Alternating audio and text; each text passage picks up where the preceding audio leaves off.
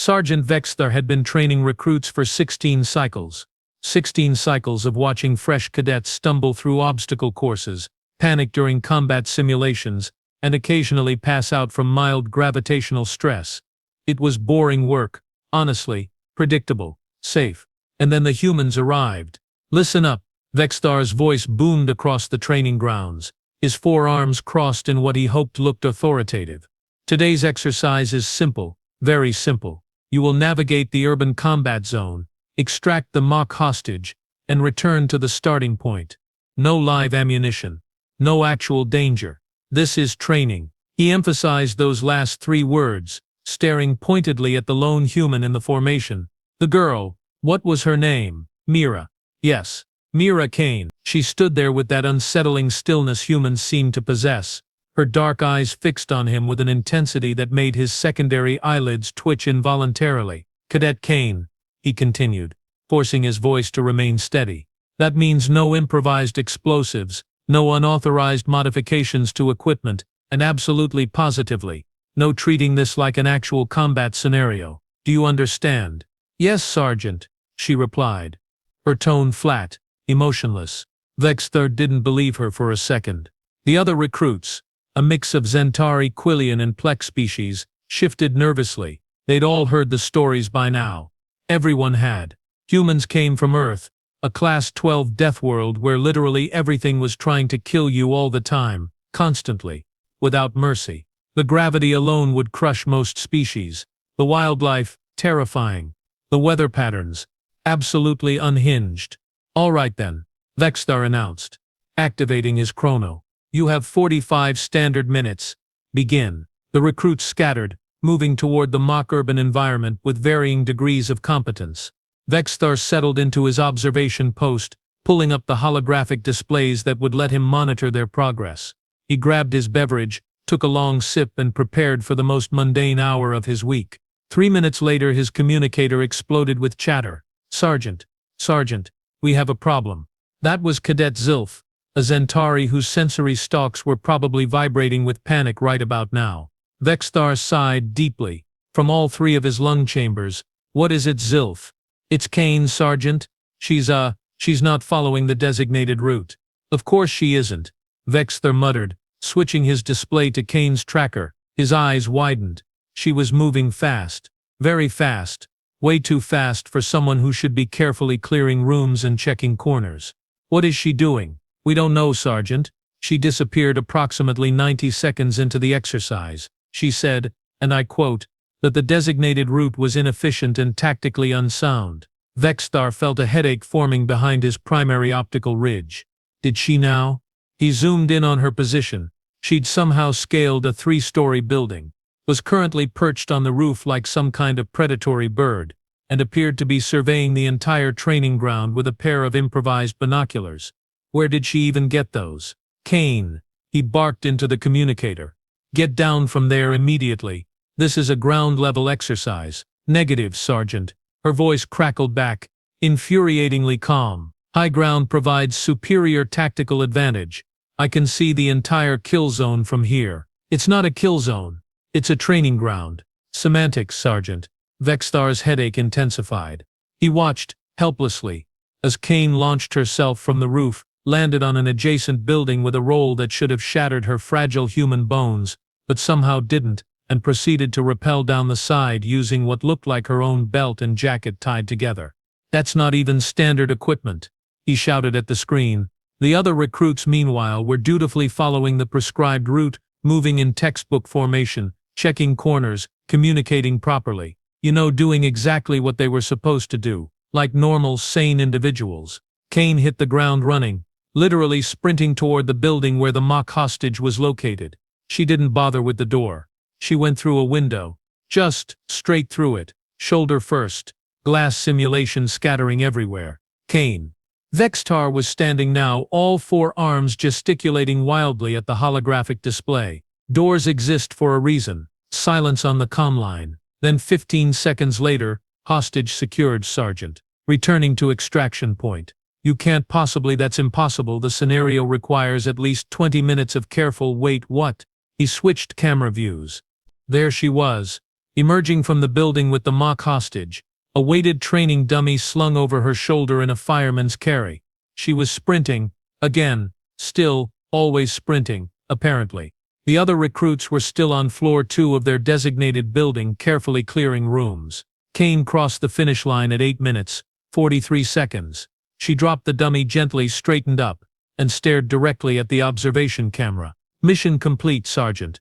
Vex'thar slowly, very slowly, lowered himself back into his seat. His beverage had gone cold. His headache had evolved into something transcendent, and Mira Kane was standing there, barely winded, waiting for his response. "Cadet Kane," he said, his voice strained, "report to my office after formation." "Yes, Sergeant." This was going to be a very long assignment. Vex'thar's office was small, efficient, and decorated with exactly 3 commendations from his years of service. He sat behind his desk, all 4 hands folded in what he hoped looked like professional composure, and stared at Cadet Mira Kane. She stood at attention, perfectly still, eyes forward, waiting. "Do you know," Vex'thar began, his voice carefully measured, "how many training protocols you violated today?" 17, Sergeant," she replied instantly. "Possibly 18 if you count the window entry as separate from unauthorized building breach." His left eye twitched. "You counted?" "Yes, Sergeant." "And you did it anyway?" "Yes, Sergeant." Vex'thar leaned back in his chair, which creaked under his bulk. He'd dealt with rebellious cadets before, overconfident ones, arrogant ones. But this was something different, something uniquely frustratingly human. "Explain yourself," he said, gesturing with his upper right hand. "And please, for the love of the founders, tell me why you thought any of that was appropriate." Mira's expression didn't change, but something flickered in her eyes. "Calculation, maybe. Assessment. Permission to speak freely, Sergeant." "Granted," he sighed. "At this point, why not? Your training scenario was garbage, sir." Vex'thar blinked, all 6 of his eyelids in sequence. "Excuse me, tactically unsound, predictable, and designed for failure in any actual combat situation." She still hadn't moved from attention, but her voice carried absolute conviction. "The designated route exposed our team to 3 separate ambush points, 2 choke zones, and a fatal funnel at the primary entrance. If this were real, we'd all be dead in the first 5 minutes. It's not supposed to be real." Vex'thar stood up, his chair scraping loudly. "That's the entire point. This is training. We simulate basic scenarios to build foundational skills before advancing to complex operations. With respect, Sergeant, that's how you get soldiers killed." Mira finally moved just slightly, shifting her weight. "On Earth, we have a saying. Train like you fight. Fight like you train. You teach people to walk into obvious traps during exercises. They'll walk into them during actual missions." Vex'thar opened his mouth to argue, then closed it, then opened it again. "Your planet is insane. You know that, right? Absolutely, completely, certifiably insane. Our planet tried to kill us every single day for 300,000 years, Sergeant." Now Mira smiled just a little, and it was somehow more terrifying than her blank expression. "We got very good at not dying." A ping interrupted them. Vex'thar glanced at his terminal, his headache returning with vengeance. "Oh, wonderful. Command wants to see the training footage. They've heard something went unusual today. I cannot imagine why." He pulled up the holographic recording, resigned to his fate. They watched in silence as Mira's run played out again. The roof jump, the improvised rappelling, the window breach, the 8-minute completion time. "You see that?" Vex'thar pointed at the screen with 3 different hands. "That's not standard procedure. That's not even advanced procedure. That's just chaos with a human attached. That's efficiency, Sergeant. That's reckless. Calculated risk, sir. There's a difference." Vex'thar's communicator chirped. He answered it, already knowing this day was about to get worse. "Sergeant Vex'thar," came the smooth voice of Commander Trellix. "Interesting training session today. Very interesting indeed." "Sir, I can explain.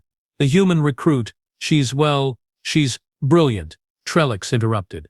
"Absolutely brilliant. Her tactical assessment was correct. I've reviewed the scenario design, and she identified 4 critical vulnerabilities we missed." Vex'thar felt his world tilting sideways. "Sir, the High Command is very impressed, Sergeant. We're implementing a new protocol effective immediately. Cadet Kane will be assisting you in redesigning our training programs. Human perspective, you understand. Lessons from a Deathworld species. But sir, she violated 17 protocols. She violated 17 protocols. 18, Mira corrected quietly. The window was definitely separate. She threw herself through a window and completed the mission in 1/5 the expected time with 0 casualties. Trellix replied, sounding amused. Sergeant, the galaxy is changing. We've been running these same training exercises for 200 years. Maybe it's time we learn something new. The comm clicked off. Vex'thar stood there, staring at nothing, processing the absolute nightmare his life had just become. Mira cleared her throat softly. Sergeant, permission to make a suggestion.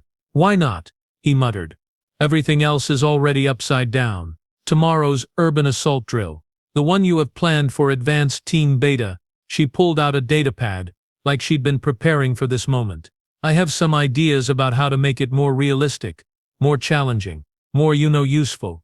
Vex'thar looked at the datapad, then at Mira, then at the datapad again. On it was a detailed tactical analysis, complete with diagrams, threat assessments, and something labeled contingency plans A through M, because humans always have backup plans. You made this when? He asked weakly. Last night, Sergeant. Couldn't sleep. Your training manual was very interesting reading. That's a 400-page document. Yes, sir. Very informative. Also very outdated. Vex'thar sat down slowly, very slowly, and stared at this small human who had somehow, in less than 1 day, completely demolished his entire understanding of military training. She stood there, still at attention, waiting patiently for his response. He thought about his 16 cycles of boring, predictable, safe training duty. Then he thought about the look in Mira Kane's eyes when she'd said, "You're wrong." "All right, cadet." He finally said, accepting his fate.